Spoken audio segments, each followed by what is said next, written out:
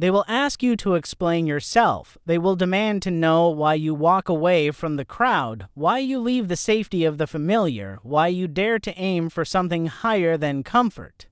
They will not understand, and it is not your duty to make them. The moment you start explaining your dreams to the small-minded, you hand them the keys to your own belief. And belief, once weakened, is harder to rebuild than a city after a storm. Edison did not stop in the middle of his 1,000 failed attempts to light the world and explain to his neighbors what electric light meant. Carnegie did not hold community meetings to justify his vision of steel shaping the skylines of America. Disney did not spend years persuading critics that a mouse could become an empire. They understood something you must understand right now. Explaining is a transaction of energy. And when you give that energy to the doubter, you rob yourself of the power needed to win, because winning is not loud. Winning is built in silence behind closed doors when the world thinks you've vanished. It's the 4 a.m. grind when the city sleeps.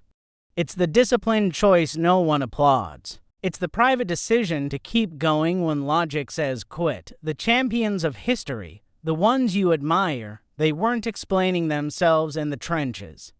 They were too busy sharpening their swords. You live in an age of noise. Everyone is shouting. Everyone is broadcasting their plans, their goals, their hustle to the world. But a wise general does not announce the date and location of his attack. A wise builder does not give away the blueprints before the foundation is laid. When you stop explaining, you stop inviting permission.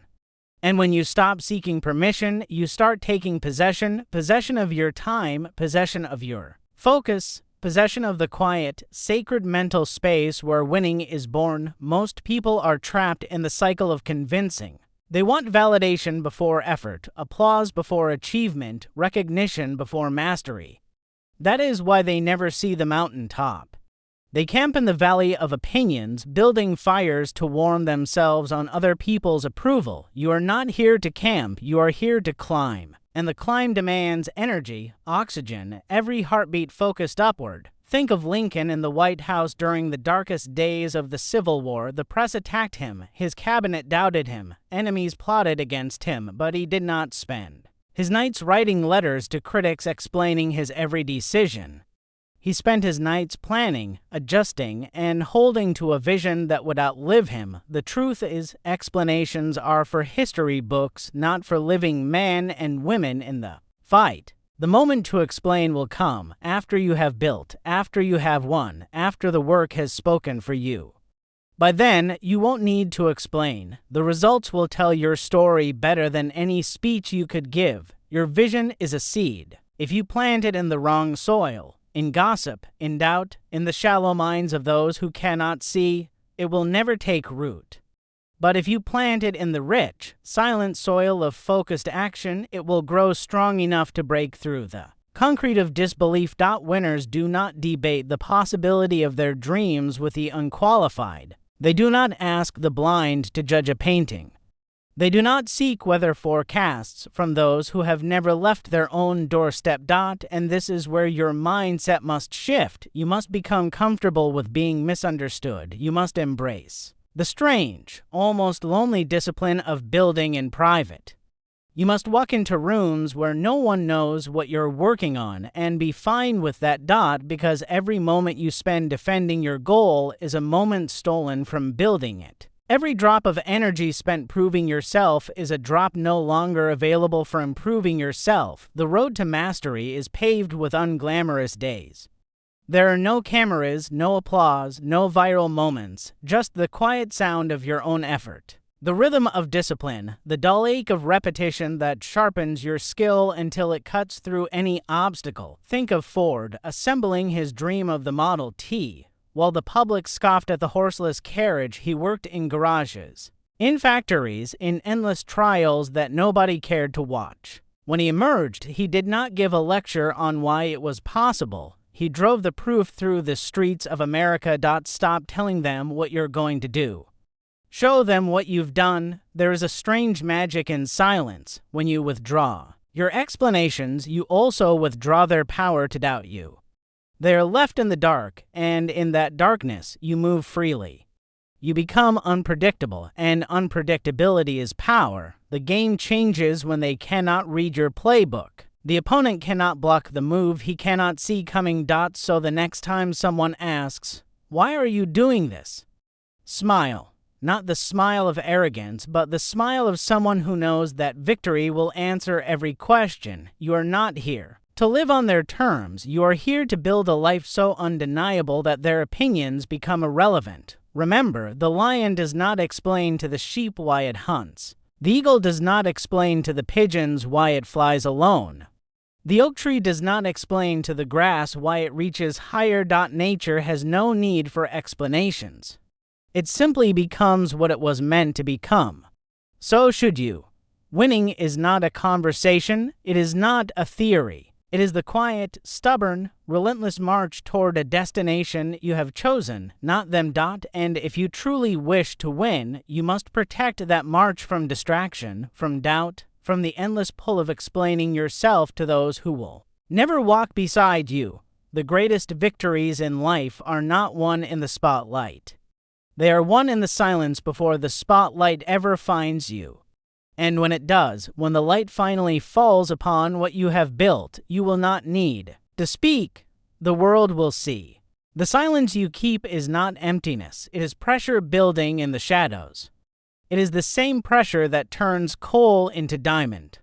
Day after day, choice after choice, you stack unseen victories. They may be small, so small that no one but you notices them, but they are the bricks that form the fortress of your future. And here is the paradox: the less you talk, the more they will talk. They will speculate, invent stories, fill in the gaps with their own limited vision. Let them. Because their words do not alter your outcome, only your work does. Your vision does not need their understanding. It needs your protection. A farmer does not invite strangers to trample through the field in planting season. He guards it, he waters it, he waits in faith for the harvest. You must treat your ideas the same way. Think of Andrew Carnegie, born in a one-room home in Scotland, poor beyond measure, yet carrying a vision of steel and industry that would change a continent. If he had stopped to explain to every doubter why a boy working in a cotton factory believed he could build an empire, his life would have been drained of the very energy that made it possible. Instead, he climbed silently, one rung at a time, until the rungs turned into railroads and the railroads into fortunes. Understand this: you do not owe the world your reasoning while you are still building. You owe yourself the focus to build without interference. Some will call you arrogant for refusing to explain. Some will call you secretive. Let them name you what they will. History has no shortage of labels for those who refuse to follow the script, but history also has no shortage of victories earned by those same individuals. There is a stillness inside a true winner, a calm eye in the center of every storm. It is not that they feel no fear, no doubt, no frustration. It is that they do not feed those emotions with other people's commentary. They keep their circle small, their mind clean, their energy sharp. The modern world worships exposure. Share every step, broadcast every thought, post every move.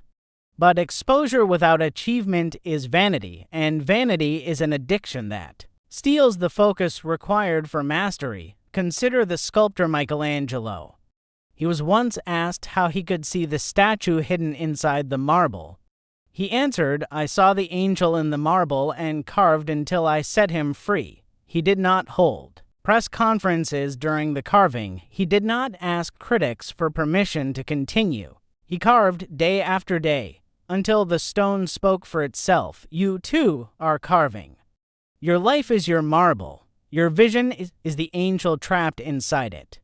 And every hour you spend explaining is an hour you are not carving. There's a rhythm to real success, not the erratic noise of chasing trends, but the steady drumbeat of consistent action. It is not glamorous, it is not instant, but it is unstoppable. This rhythm builds momentum.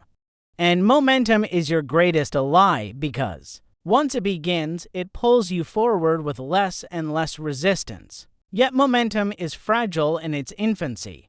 The wrong conversation can kill it. The wrong audience can doubt it into paralysis. That is why you guard it with silence until it is strong enough to stand on its own. Some will say, but I need support. I need feedback. There is truth in that, but choose carefully. Feedback from the wrong source is poison disguised as guidance. You don't ask a man who has never left his hometown how to navigate the oceans. You don't ask someone who has never built anything how to build your dream. Seek counsel from the proven. Seek wisdom from the tested, but do not open the gates of your mind to every traveler who wanders by. Remember, people cannot destroy what they do not know. If your plans are guarded, their doubts cannot infect them. If your work is private, their criticism cannot weaken it. Look at the great inventors, leaders, and creators. They all share one thing, a period of obscurity. A season when the world had no idea what they were doing. It was in that obscurity that they refined their craft, corrected their mistakes, and built their confidence without an audience. This is the forge of the winner, the silent place where raw ambition is shaped into sharp, precise execution. And in this forge, you will discover another truth. You cannot explain greatness to those who have chosen mediocrity. They will look at your hunger as arrogance. They will see your discipline as obsession. They will interpret your focus as distance. You will have to be okay with that. Because winning requires you to stand apart, even from those you love. It demands that you trade the comfort of being understood for the power of being effective. When you stop explaining, you begin conserving. Conserving your words for the conversations that matter. Conserving your time for the work that counts. Conserving your strength for the battles that decide your destiny. The boxer does not fight every man in the street. He saves his fists for the ring. The chess master does not play every challenger in the park. He saves his strategies for the tournament. The builder does not pour his energy into arguments. He pours it into foundations. Your life is no different. There will be a day, not far from now, when the results of your silence stand like a monument, and on that day you will speak. Without opening your mouth, the proof will be carved into reality. Until then, walk with the quiet confidence of someone who knows exactly where they are going. You may not tell them the route, you may not tell them the destination, but you will arrive, and when you do, the same people who questioned you will claim they always believed. They will rewrite their memories to make themselves part of your story, and you will smile, not from arrogance, but from the deep satisfaction of knowing that you stopped explaining and started winning. There is a power that comes to those who decide that their life will be defined by action, not by explanation. It is the power of momentum, of compounding effort, of stacking quiet victories until they are too big to ignore. Every day, you have a choice: defend your dream or build your dream. The first burns your energy in words. The second multiplies your energy in results. Choose wrong for too long, and the fire inside you turns to smoke. Choose right, and that fire becomes a furnace no storm can extinguish. Discipline is the proof that you are serious. Anyone can talk about their goals in January, but by March, when the world has forgotten its promises, the disciplined are still in motion. While the others wait for motivation, you move because you have trained yourself to move. Napoleon Hill wrote that action is the real measure of intelligence, and in our modern age, where endless information floods our screens, the rarest. Intelligence is the ability to do rather than discuss. Look at the warriors of achievement, the Eleanor Roosevelts, the Thomas Edisons, the Harriet Tubmans, the Henry Fords. None of them waited for a committee to approve their destiny. They moved, even when the plan was not perfect. They adjusted mid-stride. They learned from the battlefield itself, not from the sidelines. You will never explain yourself into success. You will act yourself into it. Action becomes your language. And action, unlike explanation, cannot be misquoted, but here's the truth many will not tell you. Action without clarity is wasted motion. You must know what mountain you are climbing before you take the first step. Otherwise, you will arrive at the peak only to discover it was the wrong mountain. Clarity begins in the mind, long before it is visible to the world. It is the image of the finished house in the architect's mind before a single brick is laid. It is the score in the composer's ear before the first note is written. When you have clarity, explanations become unnecessary. You know where you're going, and that knowing creates a quiet authority that others can feel, even if they don't understand it. Purpose is the steel in your spine when the winds of doubt blow hardest. Without purpose, every question feels like a challenge to your identity. With purpose, questions are simply background noise on your journey, and yet purpose alone is not enough. Purpose must be married to discipline, because the days will come when your emotions do not match your mission. There will be mornings when your mind whispers excuses. Days when the weight of responsibility feels unbearable. Discipline is the bridge between those days and the days when passion flows freely again. It carries you over the valleys of doubt to the peaks of progress. Understand this: discipline is not punishment. It is the highest form of self-respect. It is saying to yourself, I am worthy of my own commitment, but discipline also demands adaptability. The world will not hand you a clear road. It will throw detours, storms, and roadblocks in your way, and the undisciplined crumble when the map changes. The winners adapt. When the wind changes, they adjust their sails instead of cursing the sky. When the market shifts, they innovate rather than retreat. When life closes a door, they find the hidden passage. History is full of such adaptability. When Walt Disney was fired from his first newspaper job for lacking imagination, he adapted, turned rejection into fuel, and built a legacy that outlived his critics. When Thomas Edison's lab burned to the ground, he adapted, saying, "It cleared the old to make way for the new," and got back to work the very next day. Adaptability is resilience in motion. It is refusing to be defined by one path, one plan, or one version of yourself. Resilience is not just bouncing back. It is returning stronger, wiser, more focused than before. It is seeing every failure not as a wall, but as a step in disguise, and this is why you must stop explaining and start winning, because explanations seek approval for your path, while winning creates approval for your existence itself. Explanations invite interference, winning commands respect. When you live this way, you no longer panic when storms arrive. You understand that storms are part of the process. They clear the air, test your foundation, and reveal the strength you've built in silence. Think of it. Every oak tree has endured countless storms before it towers above the forest. Every river has carved through rock not in a day, but over years of relentless flow. You are no different. The obstacles in front of you are not there to stop you. They are there to shape you. So, when someone asks, why aren't you telling everyone your plan? Smile, because you understand what they don't. The world is full of talkers, and talkers rarely finish the race. You are a finisher. You are a builder. You are a quiet architect of inevitable victories, and here is the most beautiful part. When you reach your destination, the explanations you never gave will become unnecessary. Your success will be its own translation, spoken fluently in every language. Until then, stay in motion. Stay silent when you must. Speak only through your results. Let the world discover you when it's too late for them to stop you. There comes a moment in every life when the choice becomes clear. You can keep explaining, or you can start living in a way that needs no explanation. This moment rarely arrives with a trumpet blast. It often comes quietly, in the middle of an ordinary day. You will feel it in your bones, the deep, uncheckable knowing that words will no longer move you forward. That knowing is a threshold. Once you step through it, there is no going back to the old way of living, the way where you diluted your dreams for the comfort of others, where you trimmed your vision to fit inside their understanding. You will begin to see how much time you once wasted, how many hours you burned in conversations that led nowhere, arguments that left you empty, debates with people whose only skill was doubting.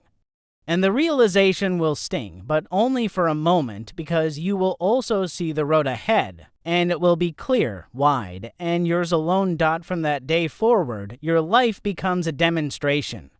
Every choice you make, every action you take is part of a silent presentation to the world. This is who I am. This is what I'm building. Watch, if you must, but I will not slow down to explain it. The great irony is that the more you stop explaining, the more magnetic you become. People are drawn to the uncheckable, to the mysterious, to the ones who carry themselves as though their path is inevitable. Silence is not emptiness, it is gravity. It pulls the curious toward you, not because you ask them to come, but because they can sense there is something worth following. This is why leaders lead without begging to be recognized. They move, they act, they become the living proof of their own convictions. Look at Alexander Graham Bell, ridiculed for the absurd idea of transmitting voices through a wire. He didn't waste his breath trying to make the skeptics see what they could not imagine. He simply built it. And when the first telephone call rang out, the explanations became irrelevant. Or think of Rosa Parks. She did not give a speech before refusing to give up her seat. Her act was her voice, and it echoed across history without a single word of justification. There is a purity in such action, a kind of strength that comes only when you stop seeking permission. Permission is the currency of the uncertain. Those who know their mission do not ask for it. They act as though their right to build, create, and become was written into the laws of nature itself. And here is where your life transforms. When you stop explaining, you start listening, not to the noise outside, but to the voice inside. The voice that tells you when to push harder, when to adjust, when to hold the line. That voice becomes your compass. The noise of the crowd will try to drown it out. They will tell you it can't be done. They will tell you to slow down, to wait your turn, to be realistic. But realism has never built a monument, cured a disease, or taken a human being to the stars. The people who change the world are rarely realistic at first. They are unreasonable in their demands, relentless in their pursuit, uncheckable in their faith. They do not explain that faith. They live it, and living it requires courage. Courage to face isolation, courage to endure misunderstanding, courage to move without applause. But here's the truth. Every great life is built in these lonely corridors before the doors open to the crowd. It is in those corridors that you learn who you are without the mirror of public opinion. It is in those corridors that you forge the kind of strength that doesn't need defending. One day, you will look back on the silence you kept and realize it was not emptiness, it was incubation. Every hour you spent building instead of explaining was a seed planted in the soil of your future. And when the harvest comes, you will see that it was worth every unanswered question, every skeptical glance, every moment of solitude. When that day comes, your success will speak for itself, louder than your loudest critics, clearer than your clearest explanations. The people who once doubted will rewrite their own memories. They will say they always believed. And you will know the truth. You didn't need them to. The scoreboard will be carved into reality, not words. And in that reality, you will stand free, not because you convinced them, but because you conquered yourself. So stop explaining. Stop handing your vision to people who have no intention of carrying it with you. Stop pouring your energy into arguments that end in nothing and start winning. Start building in silence. Start letting your actions become your biography. Start living so fully, so intentionally that the world cannot help but notice, even without you saying a single word. Your life is not a debate. It is a demonstration. And the greatest demonstration you can give is to become the undeniable proof of what is possible. One day, the light will fall on what you have built. And when it does, there will be nothing left to explain, only the quiet, uncheckable truth that you knew where you were going all along, and you went there without their permission. That is how you win.